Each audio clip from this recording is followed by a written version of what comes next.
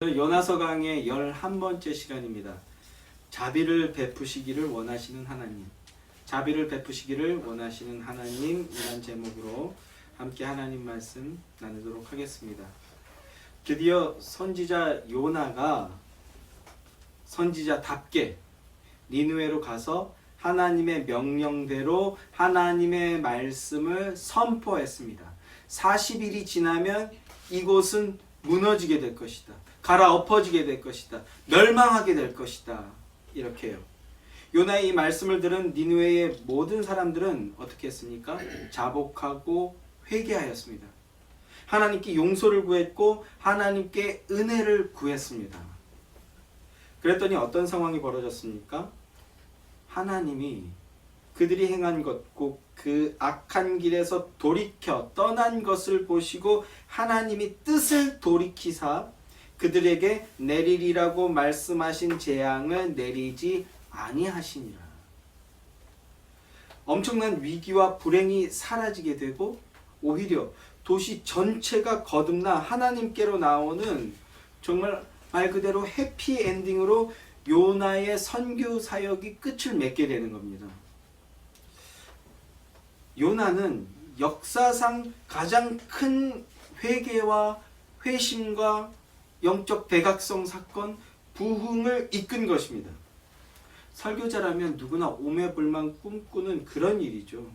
말씀의 사역을 통해 도시 전체가 자복하고 회개하여 하나님께로 나와 구원을 강청하는 사람들로 넘쳐나는 대부흥이 일어난 겁니다.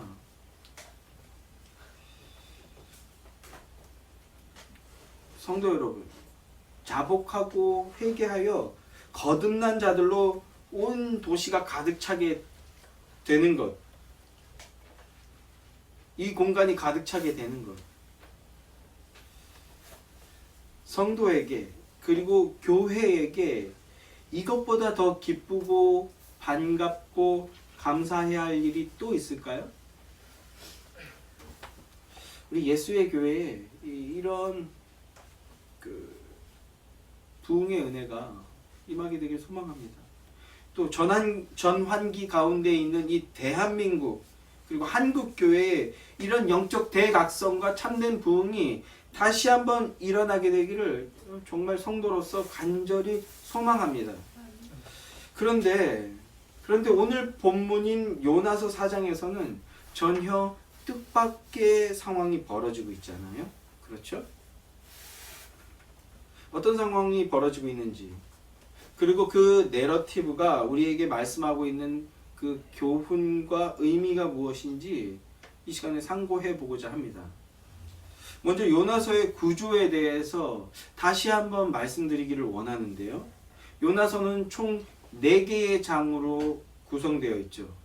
총 4개의 장으로 구성된 요나서는 반복이지만 1장과 2장의 한 세트로서 전반부 혹은 1막 이렇게 표현하는 분들이 있어요. 또 3장, 4장이 한 세트로서 후반부 혹은 그 2막으로 나뉜다는 말씀을 여러 차례 드렸습니다. 그리고 이 구조, 이 전반부, 후반부는요 서로 대칭을 이루거나 대비를 이루는 형식으로 서술되고 있다는 겁니다. 이를테면 1장의 상황과 배경을 보면 1장에서 어떤 사건이 발생하죠. 사건이 발생하고 그리고 그 사건이 발생하는 배경이나 상황을 보면 한정된 어느 공간이고 그리고 그 공간에는 이방인들이 있습니다. 1장에는 어떤 이방인들이 있습니까? 선원들과 그리고 선장이 등장하죠. 선원들과 선장이 등장하여서 요나와 대비를 이룹니다. 이방인들이 기도하고 하나님을 찾고 구하는 겁니다. 근데 선지자 요나는 어떻게 합니까? 잠들어 있거나 하나님의 말씀을 외면하고 있죠. 그리고 2장은요 다른 등장인물이 없이 오직 요나와 하나님과의 만남, 대화, 기도가 나옵니다. 후반부에 해당하는 3장과 4장도 비슷한 구성을 지니고 있는 것을 보게 되는데요. 후반부의 앞부분인 3장에서는 어떤 사건이 발생하죠. 그리고 그 사건은 니느웨라는 특정한 공간 안에서 이루어집니다.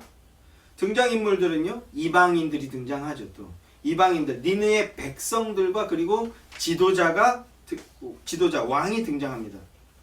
뭐 이를테면 지위 고하를 막론하고 모두가 하나님을 두려워하며 모두가 하나님께 회개하는 모습, 그런 모습을 보여주고 있는 것인데요. 그리고 이어지는 4장에서는 다시 한번 다른 등장인물 없이 오직 요나와 하나님 단 둘만의 만남이 또 등장하는 겁니다. 서술되고 있어요. 이 4장과 대칭을 이루고 있는 2장과의 차이가 있다면 2장에서는 일방적으로 요나 혼자만의 독백이었는데, 그런데 이 4장에서는요 하나님께서 드디어 말씀을 하시는 거예요. 하나님께서. 그러면 이런 평행과 대비, 반복과 진전 속에서 드러나고 있는 것이 무엇인가?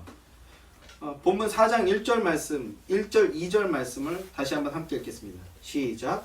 요나가 매우 싫어하고 성내며 여호와께 기도하여 이르되 여호와여 내가 고국에 있을 때에 이러하겠다고 말씀하지 아니하였나이까. 그러므로 내가 빨리 다시스로 도망하였사오니 주께서는 은혜로우시며 자비로우시며 노하기를 더디하시며 인애가 크시사 뜻을 돌이켜 재앙을 내리지 아니하시는 하나님인 줄을 내가 알았습니다. 제가 일부러 더 앙칼지게 그렇게 좀 읽어봤는데, 하나님께 지금 약간 어떤 뉘앙스인지 이해하시겠죠. 하나님께 지금 뭔가 강력하게 반문을 제시하는 겁니다. 고대 근동에서 최악의 폭력성을 보여줬던 민족이자 국가인 아수르의 니느웨 백성들이 하나님 말씀 앞에서 죄를 고백하는, 자복하고 회개하는 모습을 보여줍니다. 그리고 하나님 앞에 무릎 꿇고 용서를 구합니다. 그런데 그런 모습을 보고 요나가 하나님의 말씀이 그 열매를 맺었구나 이렇게 감사하고 기뻐해야 하는데, 요나가 어떤 반응을 보여주고 있다고요? 니느웨가 멸망하지 않는 모습을 보며 매우 싫어하였다 이렇게 말씀하고 있습니다. 매우 싫어하였다. 자복하고 회개하는 모습을 보고 뜻을 돌이키신 하나님을 보며 뭐라고 얘기합니까? 성내고 있다. 하나님께 분노의 감정이 폭발하고 있는 겁니다. 불탔다 이렇게 직역할 수 있는데, 하나님께 분노를 폭발하고 있는 겁니다. 그런 상태에서 여호와께 기도하여 이렇게 말씀하고 있어요. 여호와께 기도하여. 성도 여러분, 여러분은 혹시 마치 요나와 같이 이런 기도를 하나님께 드린 적이 혹시 있으십니까? 분노로 폭발하는 것을 쏟아내는 그런 기도요. 저는 그런 기도를 한 적이 있는데요. 그것이 무엇을 의미하는지 잠시 뒤에 말씀을 드려볼게요. 먼저는 요나가 무엇이라고 기도하고 있는지 그걸 좀 보도록 하겠습니다. 이르되 여호와여 내가 고국에 있을 때 이러하겠다고 말씀하지 아니하였나이까 이렇게 말씀하고 있습니다. 내가 고국에 있을 때 다시스로 떠나기도 전이죠. 내가 고국에 있을 때 이렇게 될 거라고 내가 말하지 않았었나요? 하나님, 이렇게 지금 얘기하는 거거든요. 이미 제가 첫 시간에 말씀을 드렸었는데, 요나는 하나님이 하시려고 하는 게 뭔지 이미 알고 있었다고요. 그래서 도망친 거 아닙니까? 하나님이 어떻게 하실지. 오늘날의 표현을 빌리자면 요나는 하나님이 정의의 하나님이시자 자비의 하나님이신 걸 요나는 알고 있었어요. 그 하나님에 대한 지식적인 이해는 가지고 있었던 겁니다. 그런데 무엇이 문제입니까? 요나에게 어떤 문제가 있었어요? 어떤 문제가 있었길래 요나가 이렇게 편협하고 삐뚤어진 모습과 행동을 하게 된 걸까요? 그 원인이 무엇이겠습니까? 신자들 가운데에도 이렇게 자비의 하나님에 대해 반문을 표하거나 분노를 드러내는 사람들, 정의라는 이름으로 엉뚱한 행동, 편협한 행동을 하는 사람들을 보게 되는데, 과연 그 원인이 무엇이겠습니까? 요나의 마음의 중심과 기준이 하나님이 아니었기 때문이에요. 하나님을 믿는다라고 하고 무려 선지자라고 하는데, 그런데 그 중심과 기준이 하나님의 말씀이 아니었던 겁니다. 요나의 내면 깊은 곳에는 하나님보다 더 귀하게 여기는 것, 하나님과의 교제보다 더 기쁨을 얻고 더 만족감과 성취감을 얻게 하는 그 무엇이 있었기 때문입니다. 그렇기에 요나에게 이런 행동이 나타나게 되는 것이죠. 그것이 무엇일까요? 오늘은 한 가지로만 살펴보기를 원하는데, 요나의 태도를 통해서 그것이 무엇인지 추적해 보았을 때 그것은 바로 선민의식에서부터 나오는 잘못된 민족주의 의식이에요.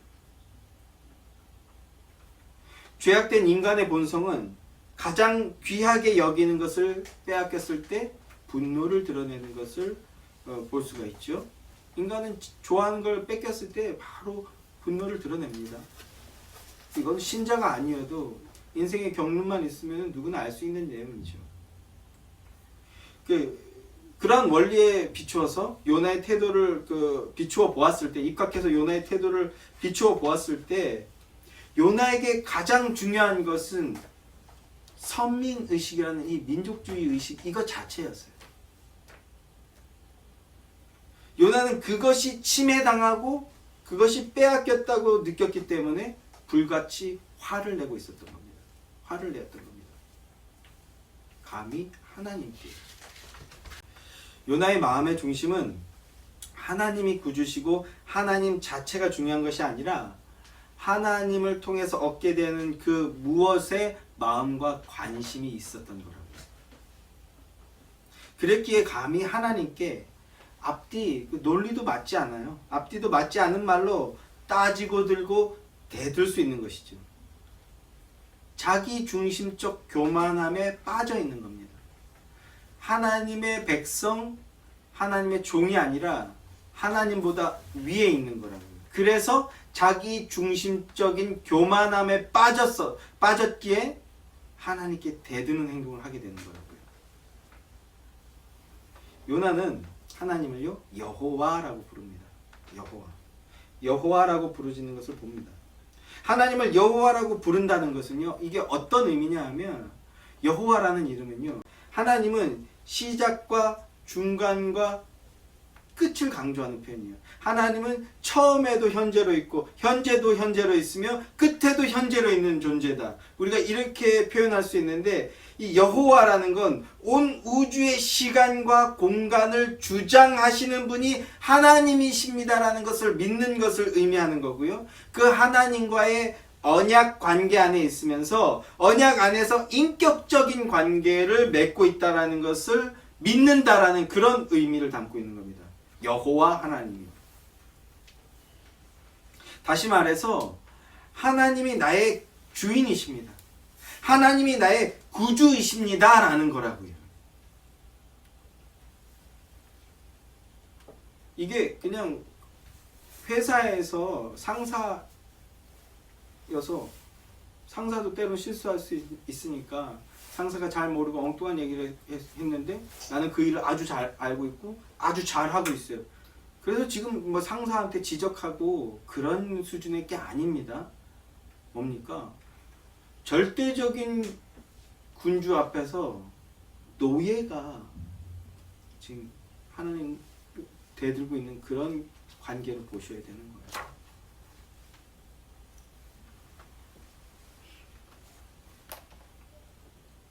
요나의 태도는 결코 주인을 대하는 종의 태도가 아닙니다.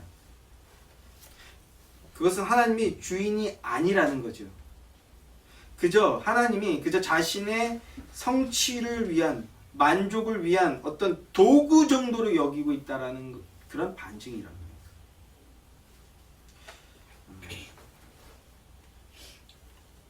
하나님을 주인으로 모시는 것이 아니라 자신의 성취와 만족을 위한 그 도구로 여기고 있다라는 걸 아주 잘 나타내 보여주고 있는 말씀이 또 한 군데 있는데요. 마태복음 16장 21절부터 23절 말씀 우리 함께 읽도록 하겠습니다. 시작. 이때로부터 예수 그리스도께서 자기가 예루살렘에 올라가 장로들과 대제사장들과 서기관들에게 많은 고난을 받고 죽임을 당하고 제3일에 살아나야 할 것을 제자들에게 비로소 나타내시니 베드로가 예수를 붙들고 항변하여 이르되 주여 그리 마옵소서 이 일이 결코 주께 미치지 아니하리이다. 예수께서 돌이키시며 베드로에게 이르시되 사탄아 내 뒤로 물러가라. 너는 나를 넘어지게 하는 자로다.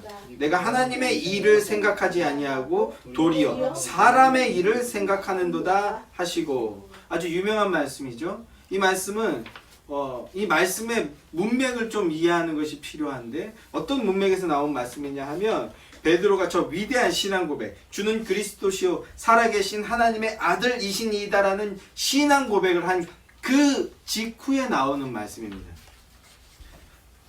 이 베드로의 고백이 얼마나 귀한 신앙 고백이었는지요. 예수님께서도 잘 칭찬을 안 하시는데 예수님께서 친히 바요나 시몬아 네가 복이 있도다 이렇게 칭찬을 하셨어요. 그러면서 동시에 그 고백은 아직 누구한테도 그거를 드러내신 적이 없기 때문에 그러거든요.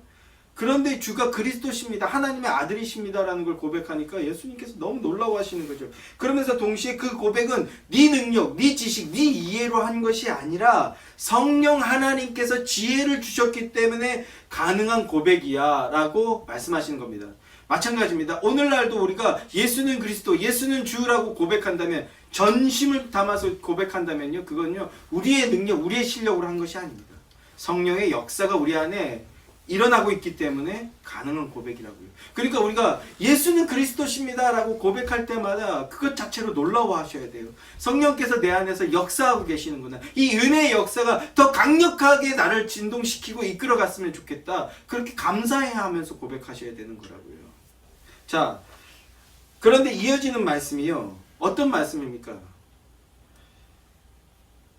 베드로가 예수를 붙들고 항변하여 이르되 주여 그리 마옵소서라는 말씀이, 이 말씀이 중요합니다. 여기서 항변하다라는 단어는요 에피티마오라는 단어인데요, 항변하다 그러면 마치 뭔가 나는 좀 다른 생각을 가지고 있는데 제 얘기도 한번 들어봐 주세요, 이렇게 지금 어떤 그 정중한 태도를 가지고 자신의 의견을 피력하는 것처럼 그렇게 보여질 수 있는 것 같은데요. 에피티마오는 강하게 꾸짖다, 질책하다, 혼내다 이렇게 번역해야 더 의미가 살아나는 그런 단어입니다. 자, 그 말씀을 잘 보시면 붙들고 항변하여 이렇게 말씀하고 있죠. 어떤 이미지냐면 이게 너무 불경스러우니까 번역가들이 있는 그대로 번역을 못한 것 같아요. 그 상황 그대로 묘사를 못해준 것 같은데, 예수님께서 내가 이제 십자가를 지고 대속의 죽음을 죽게 될 거야. 그리고 사흘 만에 살아난다. 여기서 제자들은 제가 보기에는요, 사흘 후에 살아난다, 3일 만에 살아난다 이 얘기는 못 들은 것 같아요. 나 이제 조만간 죽게 될 거야, 이 얘기만 들은 것 같아요. 그러니까 제자들이 놀라고 당황하는 겁니다. 우리가 이제 예루살렘에 입성해서 이 다윗과 같은 왕의 모습, 솔로몬과 같은 왕의 모습을 예수님께서 보여주셔서 새로운 나라를 건국하고, 그리고 우리가 다 함께 지도자가 돼야 되는데 그걸 기대하고 그걸 바라고 있는데, 그런데 예수님께서 뭐라고 말씀하시는 거니까 바로 그 직전까지 왔는데 나 이제 조만간 죽을 거야, 이런 얘기를 하는 겁니다. 그러니까 너무너무 놀라고 당황하는 거죠. 그 중에서 베드로는 놀라고 당황하는 정도가 아니라 분노를 표출하는 거예요. 그래서 붙들고 항변하여가 뭡니까? 예수님의 멱살을 잡아서 끌고 가는 겁니다. 예수님의 멱살을 잡아 끌고 가서 지금 네가 뭐라고 말하는 거야? 아니 지금 내가 지난 2년 반 동안 어떤 개고생을 했는데, 내가 뭐 때문에 이렇게 고생을 했는데 지금 뭐라고 죽는다고? 감히 어디서 그런 말을 하는 거야? 이렇게 얘기하는 거라고요. 이런 뉘앙스라고요. 창세전부터 계획된 주님의 가장 원대한 계획이자 비밀을 계시하신 것인데, 그랬더니 제자들이 놀라고 당황하는데 그 중에서 특히 그 가장 꼴통기가 심한 베드로가 흥분을 한 겁니다. 그래서 분노를 표출하는 거예요. 그래서 어디서 감히 지금 네가 죽고 싶어도 죽으면 안 돼. 거의 이 정도. 제가 너무 리얼하게 잘 표현하고 있는 것 같은데 어디서 감히 지금 죽는다 그런 말을 하냐면서 오히려 지금 예수님께 호통을 치고 있는 거예요. 꾸지람 정도로도 표현이 미흡한 겁니다. 베드로가 어째서 이런 불경스러운 행동을 하는 겁니까? 예수님이 이 땅에 오셔서 왕이 되셔서 자신들이 이제 영의정, 좌의정, 우의정 막 이런 걸 해야 되는데, 그러니까 예수님이 왕이 되셔야 돼요. 그 왕이 되어서 나를 영의정 만들어주는 그런 예수님을 도구로 여기고 있는 겁니다. 내 성취와 만족을 위한 도구로 여기고 있는 거라고요. 그러니까 예수님께 분노를 표출하고 막말을 쏟아낼 수 있는 거죠.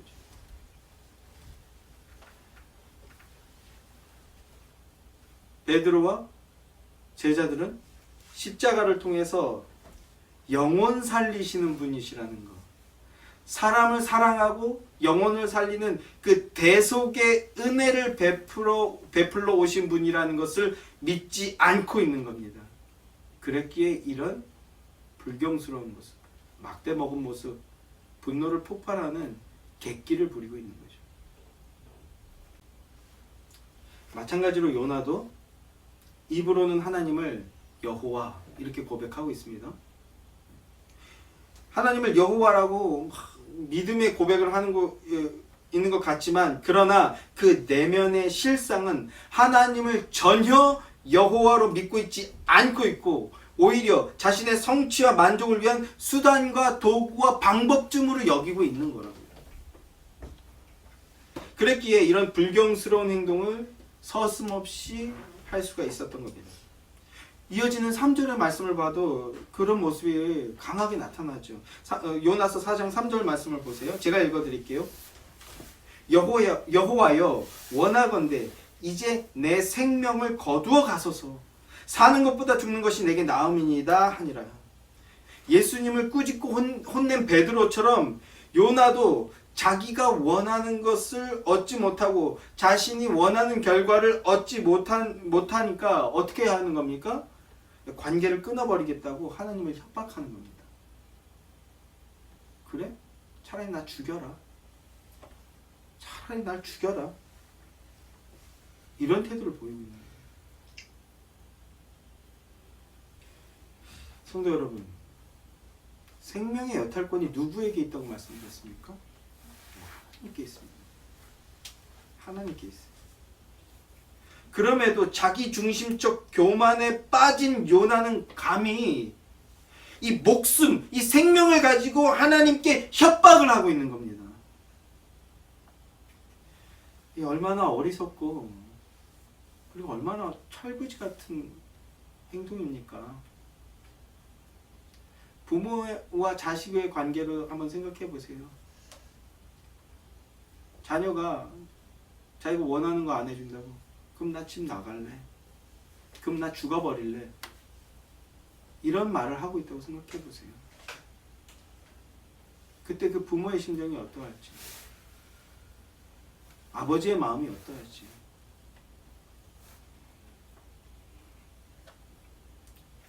이것이 요나의 이런 불경스러운 모습이 우리의 모습은 아닌가 돌아보게 되길 소망합니다. 이것이 요나서 저자의 의도입니다. 나아가 모든 성경 말씀, 성령의 감동하심으로 쓰여진 성경의 의도입니다. 나의 이야기로 보여지는 것, 그래서 고백되어지는 것. 서두에도 질문 드렸듯이 감히 기도라고도 할 수 없는 이런 막대 먹은 짓에 가까운 행동을, 요나와 같은 이런 기도를 저는 중생하기 전에 저는 기도랍시고 한 적이 있어요. 이미 이야기도 들으신 분들이 계시겠지만 제가 철야 예배 신앙이거든요.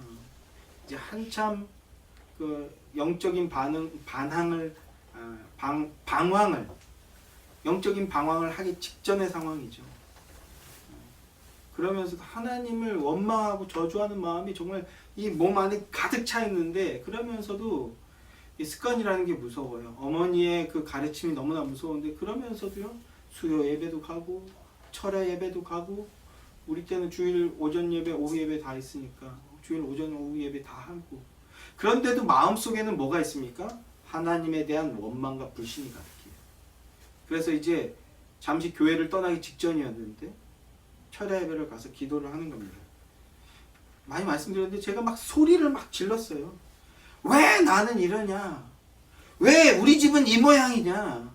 왜 내 인생은 왜 이 따위냐? 하나님은 도대체 뭐 하고 계시는 거냐? 막 제가 이렇게 그 한쪽 벽 구석에 있었는데, 그 벽돌인데 밑에는 나무 판넬로 이렇게 덧셔놨거든요. 발로 이걸 차면서 막 이렇게 기도를 했어. 왜 그러냐? 왜? 많이 말씀드렸는데, 이렇게 막 기도를 하다가 그 쎄한 느낌이 있잖아요. 뭐지? 하고 딱 살짝 눈을 들어봤더니 그 주변에 계시던 분들이 다 저를 쳐다보고 있었다고. 지금 막 이러고 기도를 하고 있으니까 왜 기도 소리가 막 크게 나야 되는데 이상하게 눈을 살짝 떠봤더니 이렇게 우리 제가 어머니라고 불렀던 분 한 분 계시고 김영화 권사님이 이러고 쳐다보고 계시는 거예요. 속되면 저 자식이 왜 이렇게 진상이냐. 그러면서도 아이고 안쓰러워라. 그 두 개의 모습이 혼재된, 그러니까 이 새끼 왔냐고 말해주면서도 한편으로는 저게 또 꼬라지 부리고 또 꼴통짓 할까봐 걱정하는 그 두 개의 모습들이 항상 혼재해 있는, 교회 가면 저를 아껴주시던 분들이, 그런 것들이 기억에 남는데, 요점은요, 제가 그 기도를 합시고 했던 그 기도의 요점은, 하나님이 살아계신다면 왜 내 뜻대로, 왜 내가 원하는 대로 해주지 않느냐는 겁니다. 왜 내가 생각하는 대로, 내 계획대로 이루어지게 나를 돕지 않느냐는 겁니다. 여러분, 그건요, 기도가 아니에요. 기도가 아닙니다.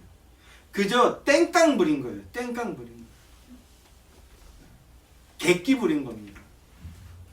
그런데 우리 하나님은요, 그런 저에게, 그리고 요나에게, 하나님의 백성들에게 어떤 반응을 보이십니까? 4절 말씀입니다. 오늘 보면 4절 말씀. 요나서 4장 4절 말씀 함께 읽겠습니다. 시작. 여호와께서 이르시되 내가 성내는 것이 옳으냐 하시니라.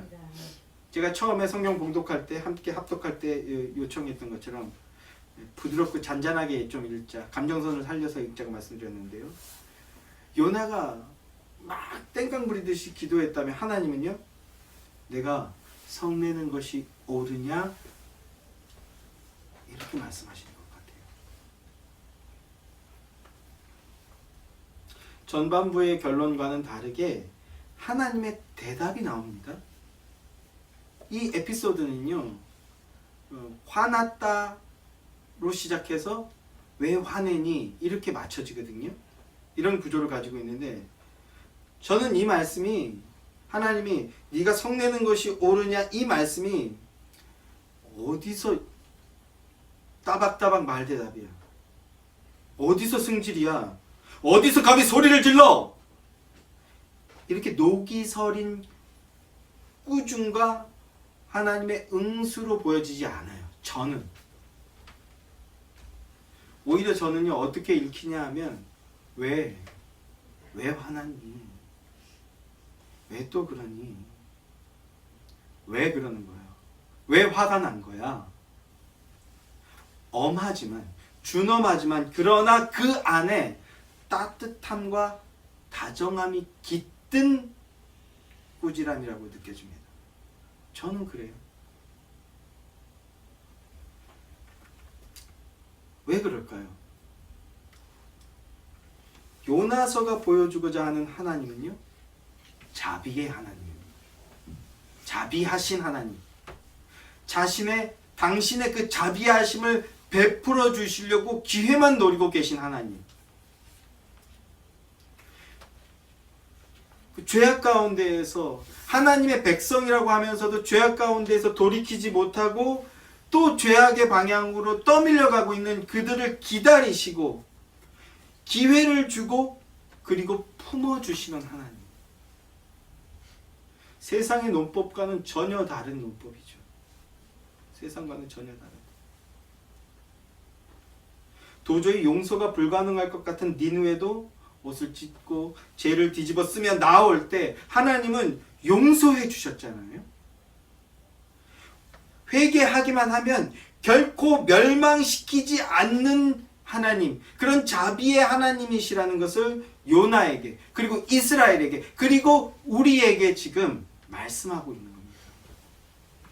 모든 하나님의 교회들에게 그걸 지금 보여주고 계신 것이라고요. 하나님은 용서와 자비를 베풀기를 원하고 계시며 기다리고 계신 것이라는 겁니다. 하나님의 말씀을 거역하고 주랭랑을 쳤지만, 그리고 물고기 뱃속이라는 그 절체절명의 상황에서조차 온갖 위선과 그 교만으로 가득 찬 기도를 하였지만, 그럼에도 요나를 지키고 보호해 주신 분이 하나님이시라고요. 그뿐만 아니라 구원은 오직 여호와께 속하였나이다. 요 한마디를 믿음으로 받아주시고 용서해 주시고 돌이켜 두 번째 기회를 주신 분이 바로 우리 하나님이시라는 겁니다. 민족의 원수 니느웨가 구원 얻는 것을 죽기보다 싫어하고, 그래? 그러면 차라리 날 죽여라, 이렇게 대드는 요나 앞에서 하나님은 이 모든 걸 지금 받아주시는 거라고요. 왜 또 그러니? 왜 그래? 하나님은 왜 이렇게 하실까요? 힘이 없어서, 능력이 없어서가 아닙니다. 이렇게 객기를 부리고 온갖 불경스러운 말을 쏟아내는 요나를, 이스라엘을, 그리고 우리를 하나님은 사랑하시기 때문입니다. 사랑하니까 들어주시는 거예요. 요나는 자신이 마치 결정권이 있는 자처럼 행동하고 심판자인 것처럼 판단을 하고 행동을 합니다. 그러나 진정한 주권자, 진정한 심판자, 진정한 종결자는 오직 하나님 한 분밖에 안 계십니다. 성도 여러분, 하나님이 내일이라도, 아니 오늘 밤에라도 재림하시면요, 모든 것이 있는 그 상태에서 스톱해버리는 거예요. 멈춰버리는 겁니다. 끝나버리는 겁니다. 여러분, 만약에 지금 오늘 밤에 내일 우리 하나님께서, 예수님께서 재림하시면 여러분 어떻습니까? 괜찮으시겠어요? 육신적인 그 숙제들 1달란트든 3달란트든 5달란트든 어떻게 묻어두셨습니까? 아니면 갑절로 하기 위해서 애를 쓰셨습니까? 어떠신가요? 오늘 끝내도 괜찮으시겠습니까? 하나님은요, 그럴 능력이 있는 분이시고 그럴 계획이 있다고 말씀하셨습니다. 그 계획을 성취하실 수 있는 분이십니다. 요즘 같은 때는 차라리 정말 당장이라도 재림하셨으면 좋겠어요. 제 마음이 그렇습니다. 그런데 우리 주님은요, 오늘 재림 안 하실 것 같아요. 제 구원의 확신 가운데 고백은 그렇습니다. 저 때문에라도 오늘 재림 안 하실 것 같아요. 내일도 재림 안 하실 것 같아요. 제가 감히 어떻게 이런 말을 할 수 있을까요? 베드로후서 3장 8절부터 9절 말씀을 보겠습니다. 신약 성경 387페이지인데요. 베드로후서 3장 8절부터 9절 말씀입니다. 시작. 사랑하는 자들아, 주께는 하루가 1000년 같고 1000년이 하루 같다는 이 한 가지를 잊지 말라. 주의 약속은 어떤 이들이 더디다고 생각하는 것 같이 더딘 것이 아니라 오직 주께서는 너희를 대하여 오래 참으사 아무도 멸망하지 아니하고 다 회개하기에 이르기를 원하시느니라. 오래 참으사 아무도 멸망하지 않고 다 회개하기에 이르기를 원하시느니라. 아멘. 하나님이, 제가 감히 그 말씀드렸는데 오늘 왜 재림 안 하신다고요? 내일 재림 안 하신다고요? 당분간 재림 안 하실 거라고 제가 감히 말씀드렸잖아요. 어떻게 그렇습니까? 하나님의 재림과 완전하고 영원한 심판을 왜 속히 시행되지 않느냐 하면요, 하나님은 자비하신 분이기 때문이라는 겁니다. 그리고 하나님은 하나님의 택자 중에 단 하나도 실족하거나 멸망당하는 것을 원하지 않으셔요. 그러니까 지금 만약에 오늘 오시면 임종태 이 상태로는요, 천국에 들어가기에 부족한 것 같아요. 아직 주신 숙제를 못했어요. 땅에 묻어두지 않았는데 아직 못했어. 그래서 안 오실 것 같아요. 저만 그럴까요? 하나님은 전 지구를 다 보시는 분이십니다. 아직 구원에 합당한 모습으로 완성이 안 됐어요. 그때까지 참고 기다리신다고. 꼬라지 부리고 객기 부리고 승질 부리고 대들고, 근데 참아주신다고. 왜? 멸망하지 말라고. 회개할 때까지, 죽게 나아올 때까지 오래 참고 인내하시는 분, 그분이 바로 우리 하나님이라는 거예요. 자비하신 하나님께서 그 자비하심으로 참고 인내하시며 우리를 만들어 나아가고 계신 중이기 때문이라는 겁니다. 여러분을 그렇게 만들고 나아가시는 중이기 때문에 인내하신다는 것입니다. 그래서 재림이 안 이루어지는 거라고요. 이것이 여러분의 믿음의 고백이 되길 소망합니다. 그 믿음의 고백이 있다면요, 오늘을 귀하게 여기게 되는 거예요. 오늘 내가 거룩해져야 되는 겁니다. 오늘 내가 뜻을 돌이켜야 되는 겁니다. 오늘 내가 다시 주님 앞에 엎드려야 되는 겁니다. 오늘 내가 다시 엎드려서 주님만 바라고 구하고 따라야 되는 겁니다. 그 은혜가 이 시간 예배하는 여러분들에게 강력하게 임하게 되기를 주님의 이름으로 소망합니다. 사랑하는 성도 여러분, 기억하시기 바랍니다. 그리고 감사를 고백하시길 바랍니다. 본성상 우리는 우리 하나님과 원수된 자들입니다. 멸망당에 마땅한 우리가 어떻게 멸망당하지 않고 어떻게 이렇게 예배할 수 있는 인생이 되었는가? 바로 자비하신 하나님 때문이라는 겁니다.